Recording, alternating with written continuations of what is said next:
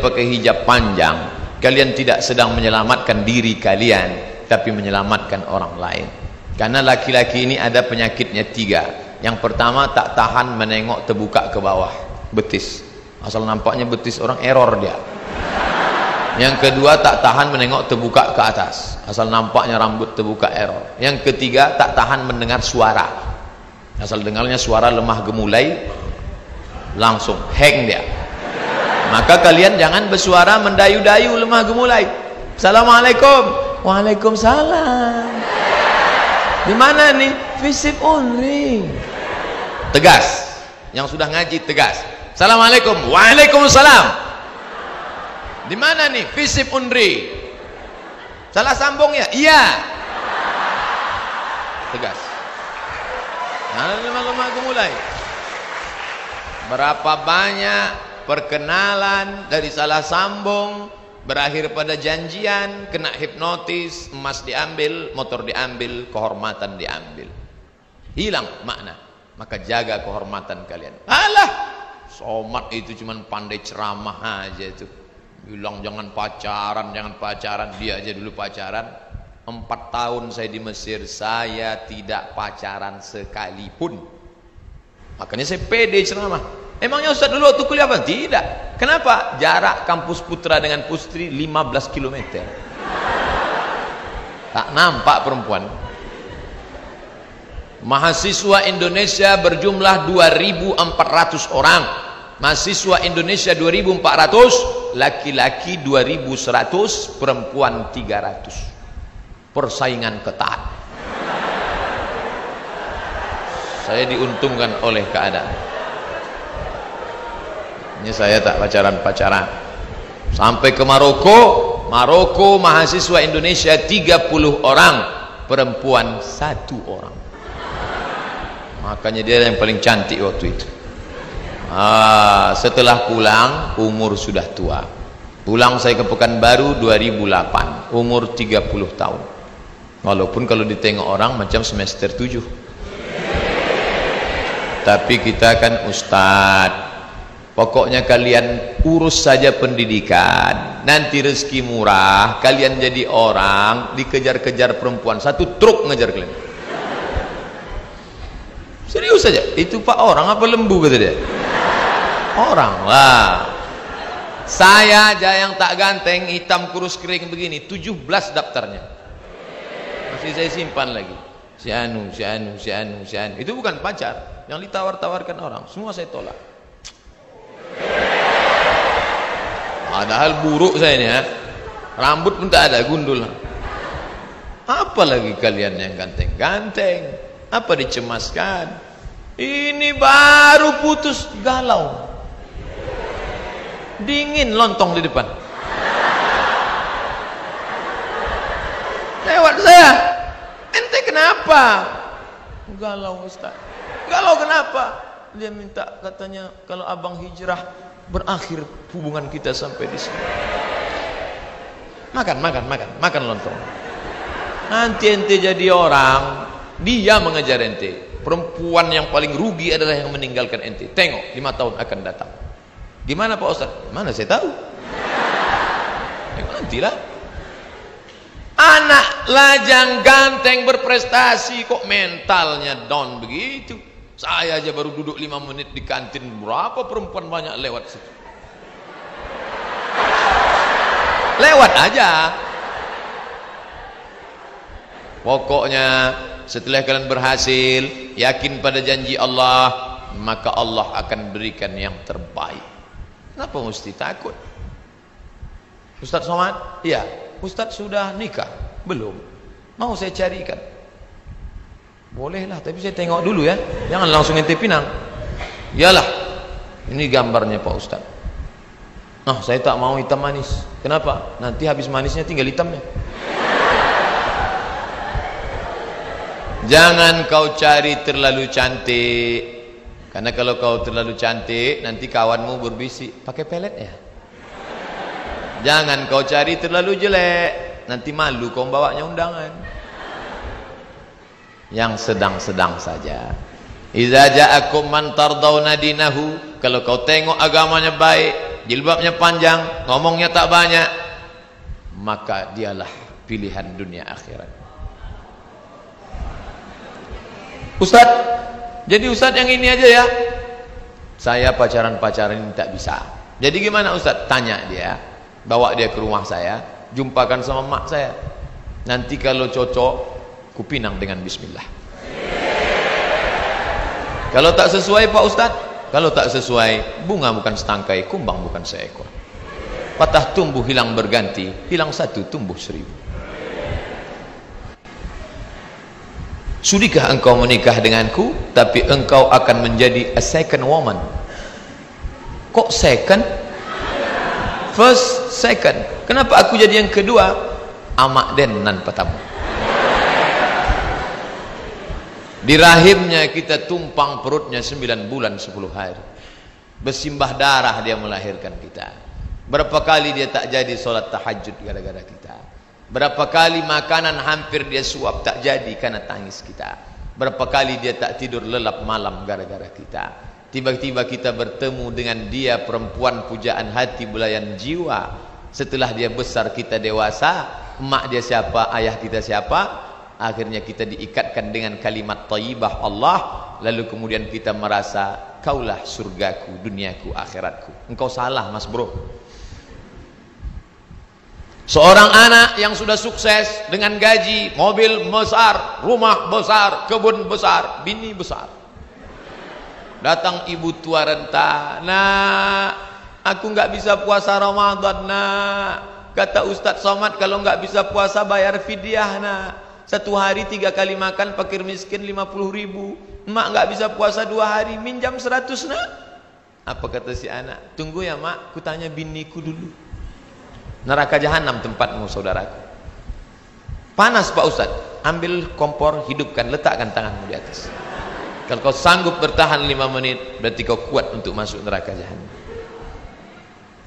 Suamimu itu adalah seorang laki-laki yang perkasa di hadapan Allah, tapi dia bersimpuh di hadapan orang tuanya. Kenapa? Ilzam rijlaiha fasammal jannah. Kau urus tapak kakinya, kau dapati surga di sana. Oleh sebab itu, berapa banyak orang berhasil, tapi dia hidup dalam genangan air mata penderitaan karena dulu meneteskan air mata orang tua. Kalau dia hidup sekarang, belikan makanan, belikan pakaian, senangkan hatinya. Kami belum kerja Pak Ustadz, bawakan transkrip nilai mak, ini nilaiku. Dia pun tak tahu IP itu berapa, tapi sudah menyenangkan hatinya. Peluk cium dia. Jangan malu. Cina-cina tua, tak ada lagi rambutnya, dibawa ke mall oleh anaknya, disuapkan. Saya heran, kenapa orang Cina ini di mall Malaysia yang besar Kuala Lumpur banyak orang tua disuap anaknya. Ternyata mereka menganggap orang tua itu hanya hoki lah. Hoki kata dia, memancing rezeki dengan orang tua. Oleh sebab itu keberhasilan kalian adalah karena berhasil membahagiakan orang tua. Narkoba merusak, doa orang tua akan mendukung. Khamar merusak, pergaulan baik akan mendukung. Tapi serigala akan menerkam kambing yang memisahkan diri dari jamaah. Makanya ketika saya tahu ada jamaah di perikanan, bagus. Ada jamaah di FISIP, bagus. Ada jamaah. Apa jamaah? Berkumpul bersama, sholat berjamaah, baca Quran berjamaah, iktikaf berjamaah. Buatlah komunitas ini supaya kalian terjaga. Kalau Ustadz ngaji, Ustadz Somad, judulnya tablik akbar, pengajian Yasin akbar. Tapi kalau anak muda lain. Apa kajiannya? Sat night. Hadirilah kajian pecinta hijrah, move on, Al-Quran, kunci kebangkitan ekonomi, maghrib mengaji, talk show, iktikaf, ikhwan, akhwat, tahajud, muhasabah, solat subuh berjamaah. Datang solat maghrib berjamaah, lanjut kajian sampai isya, iktikaf tengah malam, sampai solat subuh berjamaah, langsung pengajian. Hari Sabtu 22 April 18.00 WIB Masjid Raya An-Nur. Ini siapa ini? Ustadz Muzammil Hasballah, yang suaranya Masya Allah. Muzammil artinya orang berselimut, berselimut sorban. Ada pengajian. Pokoknya di mana saja ada pengajian datang untuk menjaga diri. Narkoba, zina, pergaulan bebas. Dan yang paling mengerikan, ini yang dikatakan Pak Sekjur tadi, narkoba dia selamat, zina dia selamat, tapi ada satu lagi, apa dia? Kenakalan intelektual dalam bentuk sekularisme. Sekuler, agama kata dia tak penting. Mau pakai jilbab, mau pakai bikini sama aja. Jenggot kata dia tak penting. Apa tuh berjenggot-jenggot? Jenggot sama bulu ketiak sama aja kata dia. Ngejek-ngejek orang. Padahal dalam Islam semua diatur. Mau masuk kamar mandi kaki kiri, Allahumma inni a'udzubika minal khubuthi wal khaba'is. Mau makan tangan kanan, bismika Allahumma ahya. Kalau ketawa berarti masih ingat doa makan. Allahumma barik lana fima razaqtana wa qina azabannar. Itu hadisnya dhaif Pak Ustaz. Oke, pakai hadis sahih. Bismillah. Mau tidur malam, bismika Allahumma. Diatur semua dalam Islam. Sedangkan mau masuk WC aja diatur Islam, apalagi memilih pemimpin. Tapi dia sekuler. Islamnya cuma 3. Lahir, nikah, mati. Lain daripada itu Islam tidak mengatur dia. Dia ke masjid cuma 3 kali aja. Pertama ke masjid kapan? Akad nikah di Masjid An-Nur. Aku terima nikahnya dengan mahar seperangkat alat sholat. Dan kitab suci Al-Quran tak pernah dibuka sampai mati tunai. Kedua kapan? Kedua masuk masjid. Nih, tanggal merah hari libur. Besok libur lagi. Harpitnas, hari kejepit nasional. Balik kampung. Orang kalau sudah balik kampung singgah ke masjid, mampir ke masjid, mampir ke masjid, mampir ke masjid, mampir ke masjid, mampir ke masjid. Keterangan, kencing, kencing, kencing, kencing, kencing. Singgah ke masjid kok cuma numpang kencing. Alhamdulillah, anak-anak muda kita ke masjid. Pak Ustadz, itu Pak Haji yang tua tu rajin betul ke masjid. Tak ada yang heran. Orang tua rajin ke masjid tak ada yang heran. Orang sudah diintai malaikat maut. Tapi ketika anak muda yang semangat bergelora ke masjid dia. Tadi saya tanya Pak Sekjur, siapa yang baca Quran itu? Anak fisik Pak. Saya sangka pemain naturalisasi. Saya sangka diundang anak UIN, anak pesantren untuk baca Quran. Anak fisik baca Qurannya begitu suaranya. Bayangkan kalau jadi gubernur itu nanti. Bisa dia maju jadi imam. Bismillahirrahmanirrahim. Alhamdulillahi Rabbil Alamin. Sampai pada akhir ayat waladdallin. Semua amin. Bismillahirrahmanirrahim. Inna a'tainakal kautsar. Selesai salat dia pun bisa menengok. Assalamualaikum warahmatullah. Assalamualaikum warahmatullah. Dia bisa periksa jamaah satu-satu. Mana kepala dinas? Mana kepala badan? Mana kepala kantor? Mana kabak? Mana kabak kesra? Mana yang berkepala? Mana yang tak berkepala? Bisa. Kenapa? Karena dia punya segenggam kekuasaan. Kepala dinas itu pontang-panting. Masuk dia ke masjid, musola, kantor, kok bisa tak ada yang azan? Sekarang banyak orang cuek. Tapi kalau yang tadi masuk dia tak ragu hidupkan mikrofon. Orang dia biasa hidupkan azan dia. Allahu Akbar, Allahu Akbar. Orang yang sedang di kantin siapa itu? Pak Gubernur azan. Ayo kita mempatik. Apa? Banyak yang sholat tak pakai wudhu.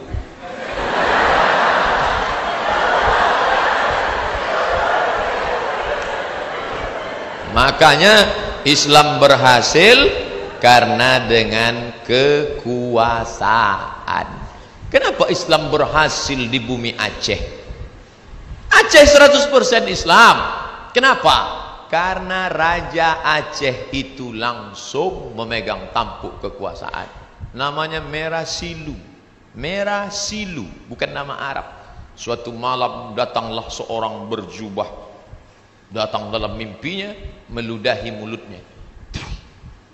Begitu dia bangun, mulutnya harum semerbak dan bisa dia membaca Al-Quran. Betul tidak? Wallahu a'lam. Dan berubah namanya menjadi Malikul Saleh, Raja Aceh pertama. Itu yang dilihat oleh Ibnu Battutah, seorang explorer muslim dari Maroko.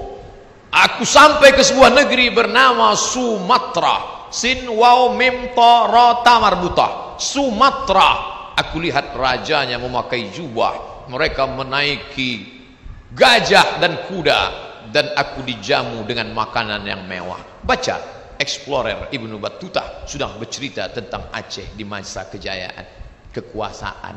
Makanya kalau sampai kekuasaan ini dipegang oleh orang kafir, na'udzubillah. Makanya kebahagiaan luar biasa saya hari ini, karena yang saya ceramah ini adalah orang-orang yang diambang kekuasaan. Sedangkan sekarang yang banyak setelah tak berkuasa, aska tak berguna, kata orang Malaysia. Tapi bapak ibu yang sudah pensiun jangan berkecil hati. Ada ide-ide cemerlang, tulis dalam buku biografi. Karena sekarang anak muda kita kehilangan tokoh, menulislah agar orang di masa akan datang tahu bahwa kau pernah hidup di masa lalu. Makanya saya ketemu dengan mantan anggota DPR, mantan wali kota. Bapak ada menulis buku? Tak sempat Pak Ustadz. Sekarang banyak waktu kosong, daripada main-main sama cucu, daripada nonton Mahabharata.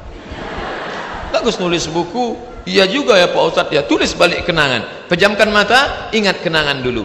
Ketika aku menjadi camat di sana, lalu karirku naik menjadi bupati. Setelah itu, pejamkan mata. Udah saya pejamkan Pak Ustadz, terus salah tulisan. Tengok balik.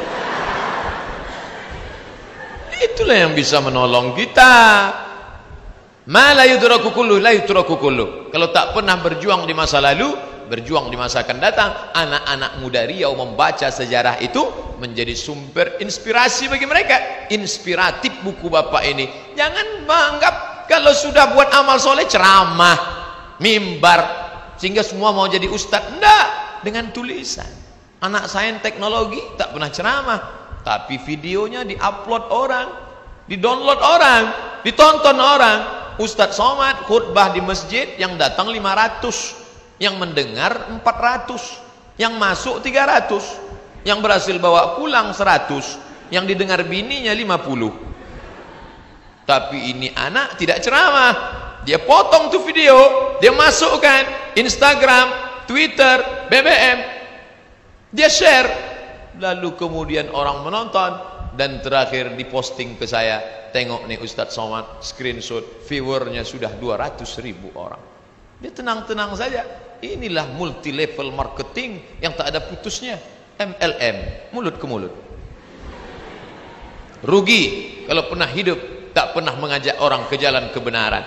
Ustadz kalau ceramah, bayarlah zakat. Siapa yang tak bayar zakat, neraka jahanam tempatnya. Orang tak dengar. Begitu Ustaz selesai, barakallahu li walakum fil Qur'anil azim. Langsung diambilnya HP, update status. Cepat betul khotib.